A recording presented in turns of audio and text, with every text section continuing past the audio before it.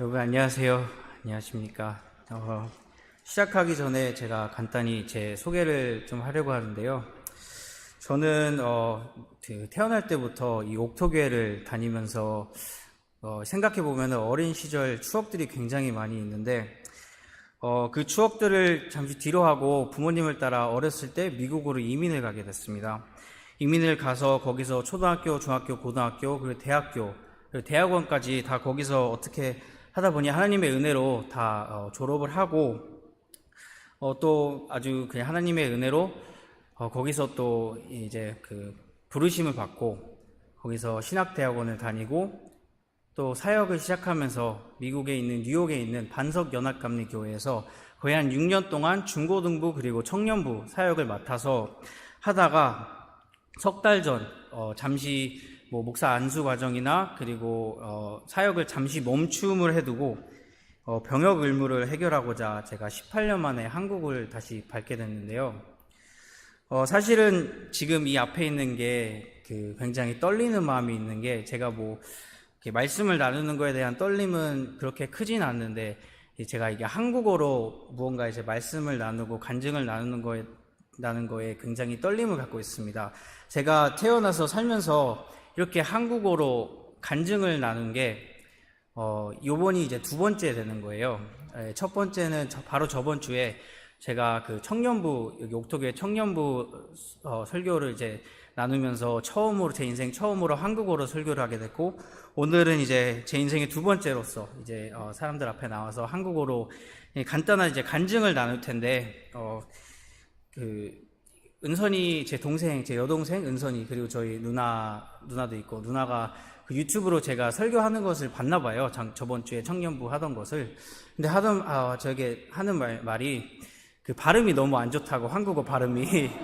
그래서 알아듣기 어렵다고 이렇게 약간 놀림을 하가지고 떨리긴 하지만 제가 이 앞에 서 있는 것은 제 힘이 아닌 오직 그 하나님의 힘으로, 하나님의 은혜로 이렇게 나아가는 것이니까 저는 제 자신을 믿는 것이 아니라 하나님을 믿고 오늘 한번 해보겠습니다.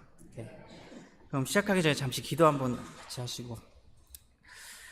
사랑이 많으시고 은혜로우신 하나님 아버지, 저희 오늘 이렇게 모두 추석 연휴를 맞이하여 이렇게 오후에 예배 드릴 수 있게 해주심을 감사드립니다. 아버지 하나님, 이 시간 제가 간절히 갈구하는 것은 아버지 하나님께서 저에게 힘 주시고 능력 주셔서 우리 모두 모일 때 저희 마음을 열어주셔서 저희 아버지 하나님의 말씀을 듣고 그 말씀을 통해 성장하는 저희가 될 수 있게 해주시고, 그 말씀을 통해 이 세상에 살아갈 때 좀 더 이 세상에 변화를 줄 수 있는 그런 그리스도인들이 될 수 있게 하여 주옵소서.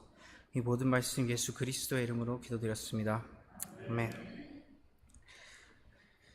저는 정확히 언제부터인지는 모르겠지만 아주 어렸을 때부터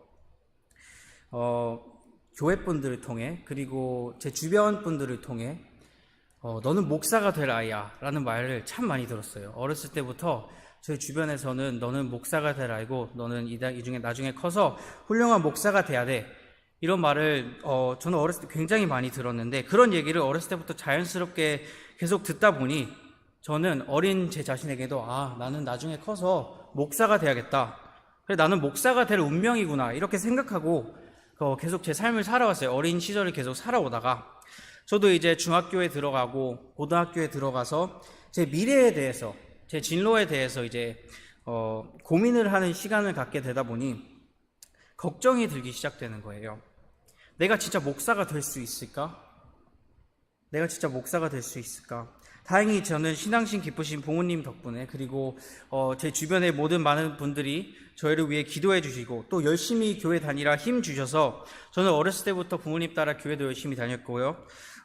이런저런 봉사활동도 많이 하면서 교회 생활에 익숙해졌고, 기도하는 것에 익숙해졌고, 말씀에 묵상하는 것도 익숙해졌지만, 사실은 우리가 목사가 된다라는 것은 교회 열심히 다니는 거랑은 다른 거잖아요. 그래서 저는 그때 그 고등학교인 그 당시에 갑자기 이것에 대한 스트레스를 받았어요. 이게 맞는 것인가? 목사가 돼야 된다고는 들으며 그렇게 자라왔는데 내가 진짜 목사가 될 수 있는가? 내가 목사가 될 수 있는가? 우리가 잘 알다시피 목사가 된다라는 것은, 목사님이 된다라는 것은 교회를 열심히 다닌다고 해서 목사가 되는 게 아니고 하나님의 부르심을 받고 그 하나님의 인도하심 아래서 따라가야 그게 목사가 되는 길인데, 저는 제가 그때 당시에 생각해 보았을 때 내가 진짜 하나님의 부르심을 받은 것인가? 아니면 그냥 내 주변에서 계속 너는 목사가 될 아이니까 이런 것 때문에 나는 지금 목사를 하려고 하는 것인가? 이런 혼란스러운 시간을 갖게 됐는데, 또 그때 그 당시에 학교에서 제가 뭐 선생님들과 진로 상담을 할 때 저는 목사가 될 거예요. 아니면 제 친구들한테 이렇게 친구들끼리 얘기하면서 맞아, 나는 커서 목사가 될 거야. 이런 얘기를 하면은 그때 그 당시에는 반응이 그렇게 좋진 않았어요. 우리가 그 세상적으로 생각해 보면은 목사라는 길은 굉장히 어렵고 힘들고 고생길이라고 하는데, 다시 한번 세상적으로 생각하면은 목사라는 것은 그렇게 돈을 많이 버는 직업도 아니고 유명해질 수 있는 직업도 아니고 멋이 있는 직업이 아니라고 제 친구들은 그때 한동안 저한테 말을 했습니다. 저희 상담 선생님들께서도 다른 거 해볼 생각은 없니? 다른 길로 가볼 생각은 없니? 너는 이거를 좀 잘하는 것 같은데 이쪽으로 가보진 않을래? 이렇게 말씀을 주셨을 때 그때 저는 더욱 깊은 혼란 속에 빠지고 맙니다. 저는 그 목회의 길을 걸어간다는 게 어려울지는 알았지만, 저는 어렸을 때부터 너는 목회를 해야 될 사람이야 라고 듣던 아이가 갑자기 목회 가는 거 그거 괜찮겠어? 이런 얘기를 듣다 보니까 굉장한 혼란 속에 빠지면서 그때 나름 제 안에서는 스트레스를 받았어요. 스트레스를 받은 게, 친구들은 내가 이렇게 하고 싶다라는 것을 말했을 때 이렇게 긍정적으로 받아주지 못해서 친구들한테도 살짝 삐져 있었고요. 또 주변에서, 교회에서 아니면 부모님 그리고 저희 가족 친척분들이 너는 목사가 될 아이야 이렇게 말씀하시고 격려해 주시는 그런 격려도 저는 한때는 스트레스로 받아졌습니다. 너는 목사가 될 아이니까 이렇게 해야 돼. 너는 목사가 될 아이니까 이것을 하면 안 되고 저것을 해야 되고, 너는 목사가 될 아이니까 남들과는 다르게 이렇게 살아야 돼. 어린 나이에 친구들과 놀기도 좋아하고 가끔은 좀 학업이 힘들어서 이렇게 나가 놀고 싶기도 하고, 이렇게 교회도 가끔은 이렇게 슬렁슬렁 갔다 나오고 싶어 하는 어린 나이의 저였는데, 너는 목사가 될 아이니까 라는 이유로 저에게 너무 딱 갖춰진 삶을 살라고 하시는 그런 이야기로밖에 안 들렸어요. 물론 그 당시에 지금 생각해 보면은 수많은 격려고 저한테 용기를 주시려고 했던 말씀인데, 그 당시에 제가 너무 힘들었나 나머지 그냥 스트레스로 들리고 그냥 잔소리로 들릴 뿐이었습니다. 이렇게 살아가고 있던 시기, 고등학교 시기였었는데, 한 저녁에, 이게 제가 기억하기로는 미국에서 고등학교를 4년을 다니는데, 제가 마지막 4년째 되기 전 그 여름 방학날 저녁에, 그 당시에 제가 진짜 좋아하던 그 전도사님이, 저희 중고등부 전도사님이 계셨는데 저한테 저녁에 전화가 오신 거예요.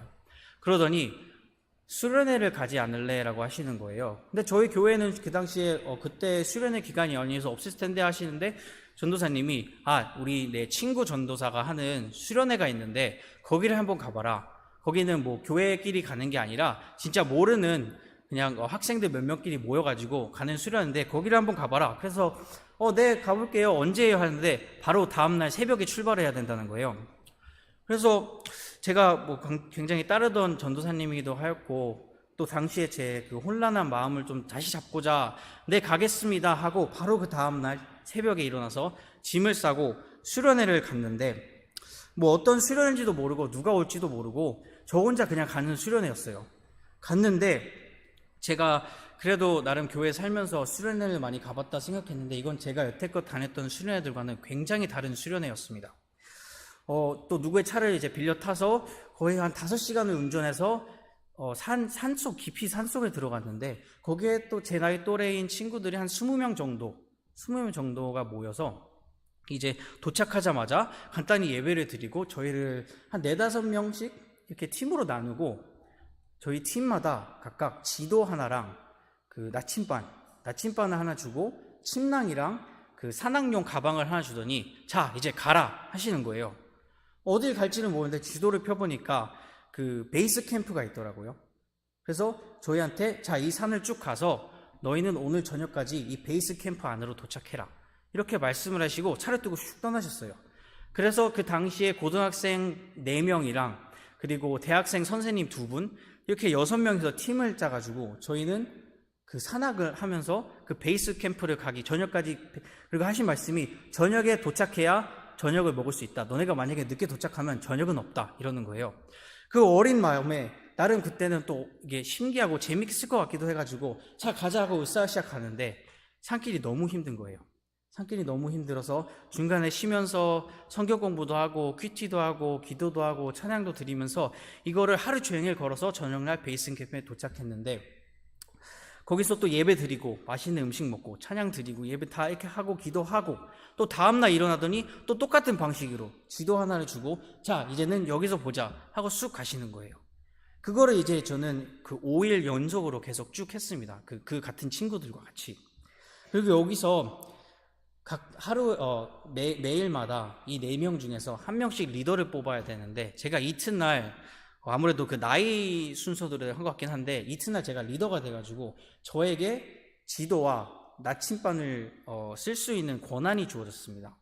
그래서 저는 저를 따르는 팀원들과 그리고 그 대학 선생님 두 분들은 찬양을 인도하시고 기도를 인도하시고 예배를 그 바이블 그 성경 공부를 인도하시지만 이런 여정은 전혀 도움을 주지 않으세요. 그냥 거기에 감동만 하실 뿐 전혀 도움을 주지 않으시는 분들인데, 그분들과 함께 저는 이 지도를 보면서 제가 처음 보는 이 산을 이렇게 막 넘으려고 하고 베이스 캠프를 찾아가려고 하는데, 이튿날 제가 리더가 된 날 저희는 길을 잃고 맙니다. 저희는 산에서 길을 잃었어요. 산에서 길을 잃어서, 근데 또 그 당시에 나름 또 그 그룹에서는 좀 형이었던 저인지라 그 무서운 티를 내고 싶지도 않고 길을 잃었다 하고 이렇게 말하고 싶지도 않은 거예요. 제만 지도를 가지고 있으니까. 그래서 이렇게 어떻게 하다 이렇게 걸어가다 보니까 계속 그 산악을 이렇게 올라가다 보니까 저희가 거의 산 꼭대기까지 올라간 거예요. 베이스 캠프는 산 꼭대기 없지만 어떻게 하다 보니까 산 꼭대기에 올라갔는데, 자 우리 산 꼭대기까지 올라왔는데 잠깐 여기서 쉬자 하고 앉아서 아이들은 그 다른 또래 친구들은 쉬고 있고 저 혼자 서가지고 이거 어떻게 할지 고민을 하고 있는데, 저희가 산 꼭대기잖아요. 제가 어디 언덕 그 바위 하나 큰 걸 딱 올라갔더니 그 아래에 이 도시들이 굉장히 조그맣게 보이는 거예요. 제가 산 꼭대기에 올라가 있으니까 굉장히 조그맣게 보이고 저 넓은 저 멀리서는 바다도 보이고 도시들이 보이고 산들이 이렇게 막 보이는데, 제가 원래 그 어렸을 때부터 막 놀이기구 타는 거 좋아하고 롤러코스터 타는 거 좋아해서 제가 원래 그 고소공포증이라는 게 없는데 그때 갑자기 두려움이 너무 크게 들어오는 거예요. 이게 물론 몸도 지치고 길을 잃었다라는 것을 감안하면은 그럴 수 있지만 뭔가 다른 두려움이 들어와가지고 이게 숨을 쉬기가 어렵고 뭔가 다른 두려움이 들어와가지고 어떻게 할지 몰라가지고 저는 바로 그 바위 거기에 그냥 누웠어요. 좀 호흡을 가다듬자. 그래서 누웠어요. 그리고 또 아이들이 안 보이게, 친구들이 안 보이게. 그래서 누워가지고 이렇게 호흡을 가다듬고 있는데 그때 갑자기 이런 느낌을 받았습니다. 하나님께서 저에게 이런 말씀을 해주시는 것 같았어요. 저희가 성경을 읽다 보면 하나님께서, 그리고 예수님께서 계속 반복으로 하시는 말씀이, 제일 많이 하시는 말씀이 두려워 말라라는 말씀인데, 저에게 그 두려워 말라라고 계속 하시는 것 같은 거예요. 그래서 저는 맞아, 내가 길을 잃었지만 내가 지금 내 또래 친구들을 데리고 내가 길을 잃었고 어떻게 보면 리더로서 실패하였지만 두려워하면 안 되겠다, 다시 잘 찾아서 내려가야겠다 라고 생각을 하는데, 하나님이 뭔가 계속 그거 말고 라고 하시는 것 같은 거예요. 두려워하지 말라고 계속 말씀을 하시는 거예요. 고민해서 생각을 해보니까 제가 두려웠던 것들은 지금 이 상황 속에, 산속에 길을 잃었다 이런 두려움이 아니라, 내가 다시 잘 찾아가서 이 수련회가 끝나고 집에 다시 돌아갈 때 나는 다시 그 사람들의 부정적인 시선을 바라보게 될 것이고, 다시 그 사람들의 걱정, 다시 그 사람들이 이건 아니야, 너 목사가 되고 싶은 거 맞아? 너 목사 되는 게 얼마나 힘들고 그 돈 얼마 못 버는 그런 건지 몰라? 이런 거에 두려움을 갖지 말라는 하나님의 음성을 들었습니다. 저는 그때 맞아, 내가 굉장히 쓸데없는 생각을 했구나. 내가 저 아래 보이는 저 자그마한 것들의 걱정거리를 가지고 그 모든 것을 만드신 하나님이 내 뒤에서 은혜를 주시는데, 하나님의 뒤에서 인도해 주시는데 내가 그거를 안 믿고 이런 사소한 걱정거리 때문에 내가 도망가려 하진 않았나, 이런 생각을 하게 됐습니다. 다시 산 아래로 내려가서 그 아래에서 들을 그 비판들 때문에 저는 두려움에 떨고 있었는데, 하나님께서 그때 그 당시 제 자신에게 찾아오셔서 왜 두려움을 떨고 있니? 내가 있는데 왜 두려움을 떨고 있니? 그렇게 말씀해 주신다는 것을 제 마음속으로 느꼈습니다. 그래서 다행히 그날 저녁 결국 저는 못 찾았어요. 그 길을 다시 돌아가는 그 베이스 캠프로 돌아가는 길을 못 찾고, 결국은 거기에 있는 그 대학생 선생님들께서 그 길을 다 아셔가지고 저희를 베이스 캠프로 내려하고, 그 일주일 내내 또 같은 생활을 반복하면서 그 안에서 기도를 하고 그 안에서 말씀을 묵상을 하면서 그 하나님의 은혜가, 그리고 그 하나님의 그 인도하심을 좀 더 굳건히 제 마음속에 자리 잡는 시간이 되었습니다. 그리고 제가 그렇게 해서 다시 제 생활로 돌아와서 저희 전도사님께 그런 말씀을 드렸어요. 내가 이런 일이 있었는데 하나님께서 이렇게 말씀해 주신 것 같다. 이렇게 말씀하시니까 전도사님이 저한테 하시는 말씀이, 이것은 굉장한 하나님의 은혜라고요. This is grace of God. 이것은 하나님의 크신 은혜다. 이게 왜냐면은 이 수련회 자체가 원래는 이게 진짜 오랫동안 전통이 있는 수련회였대요. 이것은 1년에 2번 개최하는 수련회로서 이거는 좀 어떻게 보면 위험하기도 하고, 이 학생들을 그 산으로 이렇게 올린다는 게 위험하고 준비가 많이 필요한 거라, 이것은 원래 몇 달 전부터 신청을 해놓고 신청비도 미리 내야 되고 이런 게 다 있는데, 저는 갑자기 그날 저녁에 친구 전사님이 전화가 와가지고 가게 된 거고, 신청비도 안 냈어요, 저는. 그러니까 이렇게 모든 게 다 연결이 되듯이 무르듯이 가서 저는 하나님의 은혜를 받고 하나님의 부르심을 받고 확신을 받고 내려오는 계기가 되었습니다. 저는 그래서 이 말을 듣고, 그래, 됐다, 이제 됐어. 이제 아무리 사람들이 나에게 그런 걱정거리를 던져줘도, 아무리 사람들이 나의 선택을 비판하더라도 나는 하나님의 은혜가 있고 하나님의 그 믿음이 있으니까 나는 잘 해낼 수 있을 거야. 이러면서 앞으로는 용기 내어서 끝까지 달려가야지, 이런 마음을 먹었습니다. 이런 마음을 먹고 이제 준비해 나아가죠. 이제 목사가 되어야겠다는 길을 준비해 나아가고 있을 때, 여러분, 세상은 호락호락하지 않잖아요. 하나님의 은혜를, 용기를 얻었다는 저도 아무 탈 없이 저는 훌륭한 목회자가 될 거라고 믿었는데, 성도님들도 다들 아시다시피 세상을 살아가면서 저희가 시련을 겪고 무너질 때가 많아요. 하나님 아버지께로부터 용기를 받았다. 이제 제대로 하나님을 따르자 마음을 먹었는데, 하나님이 저를 너무 이 방향 저 방향 이렇게 왔다 갔다 해주시는 것 같은 거예요. 제가 막 인생을 롤러코스터 타듯이 막 가는 것 같은 거예요. 물론 아직 이렇게 어린 나이에 이런 말을 하는 게 부끄럽지만, 나는 그래 하나님 믿고 잘 따라가겠다 했는데, 그 후로 뭔가 제 인생에서 힘든 일이 더 많아졌고요. 제 인생에서 눈물 나는 날들이 더 많아졌고요. 뭔가 제 인생에서 잘 안 풀리는 것 같은 게 굉장히 많아지는 거예요. 부르심 받고 잘 해낼 줄 알았는데, 고등학교 졸업하고 바로 후에 갑자기, 저는 미국 캘리포니아 서부에 살았는데 갑자기 저에게 동부로 이사가라 하십니다. 이게 그 캘리포니아에서 뉴욕으로 가는 게 비행기로 6시간, 7시간 걸리거든요. 그럼 이게 그냥 아예 다른 나라로 이사 가는 거랑 같은 느낌을 받았어요. 저는 그때 그 당시에 고등학교를 졸업하고 제가 원했던 그 신학대학교가 있어서 거기를 가려고 했던 시기에 하나님께서 갑자기 너는 동부로 가라 하시는 거예요. 그래서 왜 동부로 가라 하시지? 나 지금 준비 다 됐는데, 신학대 갈 준비 됐는데, 그래, 그래도 하나님이 하시지, 난 용기를 얻었으니까 따라가서, 그래서 동부로 갑니다. 동부로 갔더니, 그래서 다시 대학 생활을 시작하고, 그리고 또 하나님의 은혜로 대학원도 들어가게 되고, 열심히 사역을 또 시작해서 중고등부와 청년부 아이들을 가르치는데, 그 당시에 갑자기 또 한국에 계시던 저희 아버지께서 돌아가십니다. 그래서 저 그때 당시에도 이해가 안 됐어요. 저 하나님 믿고 계속 따라가고 있는데 왜 또 갑자기 이런 시련을 주시죠? 저 하나님 믿고 따라서 동부까지 왔는데, 이제는 갑자기 제가 저희 아버지를 생각했을 때 저는 제 아버지를 그 믿음의 본보기로 저는 제일 최고로 보고 있거든요. 저는 제 신앙의 멘토가 누구냐 했을 때 저는 항상 제 아버지였는데, 그런 아버지가 갑자기 한국에서 돌아가시게 됩니다. 그리고 저는 코로나다 아니면 비자 문제다 이런 것 때문에 아버지의 마지막 모습을 뵙지도 못하고 미국에서 계속 그냥 사역하면서 그 학교를 다니면서 그러고 있었는데, 그 당시에도 저는 하나님을 이러면 안 되는데 원망하게 되더라고요. 왜 저는 하나님의 길을 가고 하나님께서 하라는 대로 다 따라 했는데 왜 이렇게 계속 이런 시련만 주십니까? 그래서 저는 제가 원래 눈물이 그렇게 많지는 않은데 그때 엄청 많이 울었던 거를 기억해요. 그리고 또 그 당시에 저는 혼자 살고 있었고 가족들은 다 여기 있었기에 살짝 그 외로움에 눈물도 흘리고 내가 그 장남으로서 뭘 하지 못했다라는 거에 이게 너무 슬픈 거예요. 그러면서 기도하면서 하나님께 울부짖으면서 왜 이런 시련을 저에게 주십니까? 이러면서 기도했던 날들이 수많은데 또 어떡합니까? 이게 지나가야죠. 그래서 또 마음 먹고 열심히 살아가려고, 그래서 대학원도 이제 졸업하고 목사 안수 과정도 이제 준비하려던 시기에 갑자기 하나님께서 저에게 이제는 한국으로 가라 말하십니다.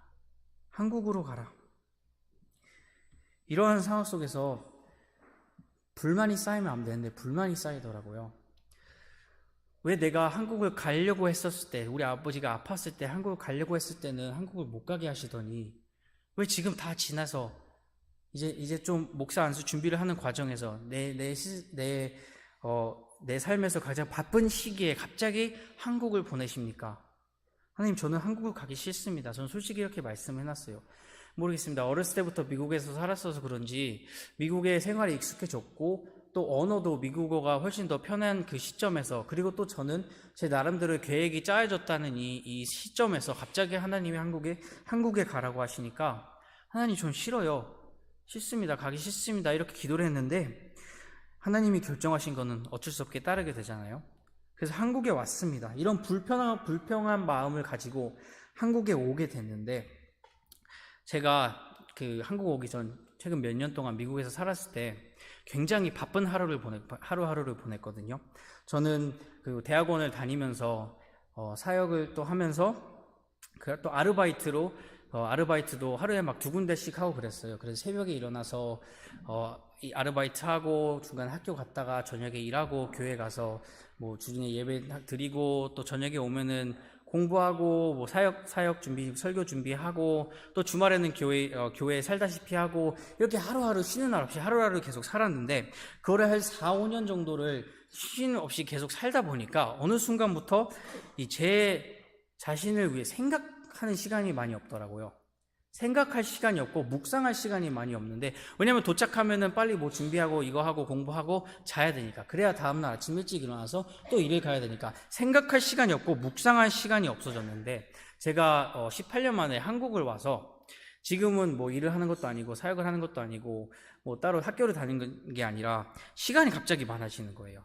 쉬는 시간도 많아지고 집에 혼자 있는 시간도 많아지고, 그러다 보니까 처음에는 어쩔 줄 몰라 하다가 그냥 뭐 침대에 누워서 아니면 소파에 앉아가지고 그냥 아무런 생각이나 막 해봤습니다.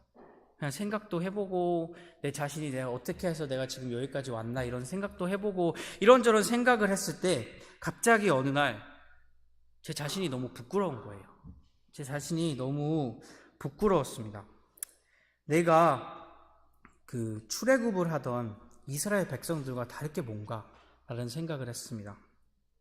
하나님께서는 계속 나를 약속의 땅인 그 목회자의 길로 인도해 주시는데, 나는 내가 원했던 길이 아니라고 해서, 아니면 내가 생각했던 길이 아니라고 해서 계속 하나님께 불만을 토해내고 있었어요. 저는 왜 여기로 보내셨습니까? 왜 이렇게 하셨습니까?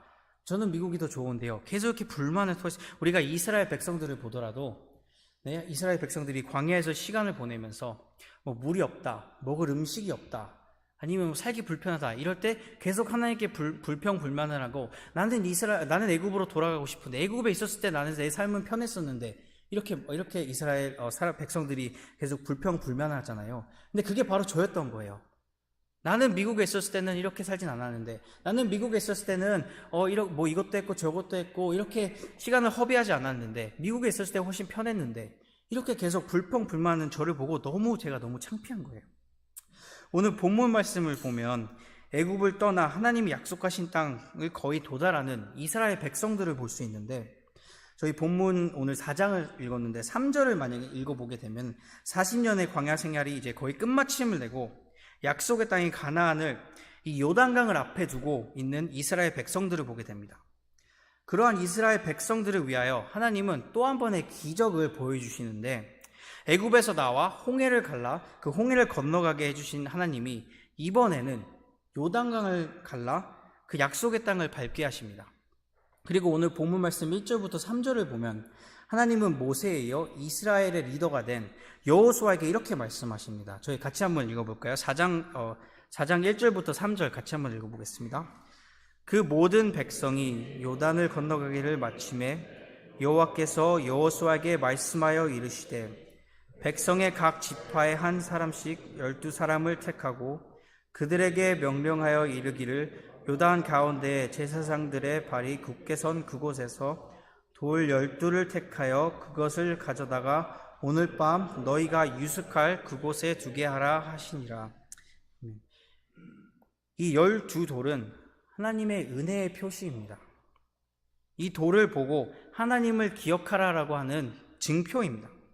출애굽을 시작해서 홍해를 가르시고 광야에서 만나와 메추리를 그리고 마른 돌에서 물샘이 터지게 하시고 수많은 전쟁에서 승리를 하게 하신 이 하나님, 그리고 약속의 땅에 들어가기 전에 이 요단강을 갈라 건너게 하셨던 이 하나님을, 그리고 그 능력과 구원의 은혜를 기억하고 너희는 이 후손들에게도 그것을 알려라 하시는 이 증표, 하나님의 교육이신 건데, 이스라엘 백성들은 이 모든 기적과 하나님의 인도하심을 경험했음에도 불구하고 계속해서 하나님을 원망하고 새로운 우상을 세워 우상 숭배를 하고 나는 애굽으로 돌아가겠다 이런 불평불만을 했습니다.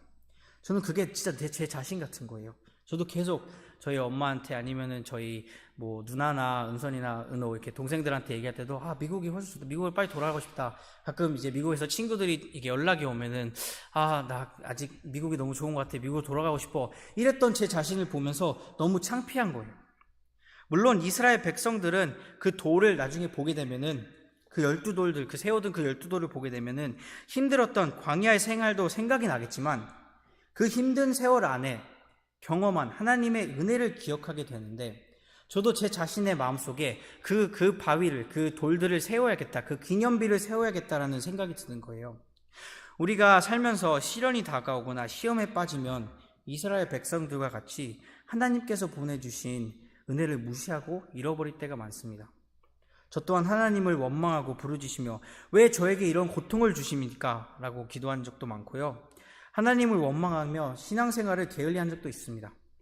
하지만 우리가 기억해야 하는 것은 이러한 광야의 시간에서 우리 안에 그런 원망으로 마음을 채우는 것보다 하나님의 인도하심과 하나님의 은혜를 기억할 수 있는 그 돌들, 그 기념비를 우리 마음속에 채워야 된다는 것입니다.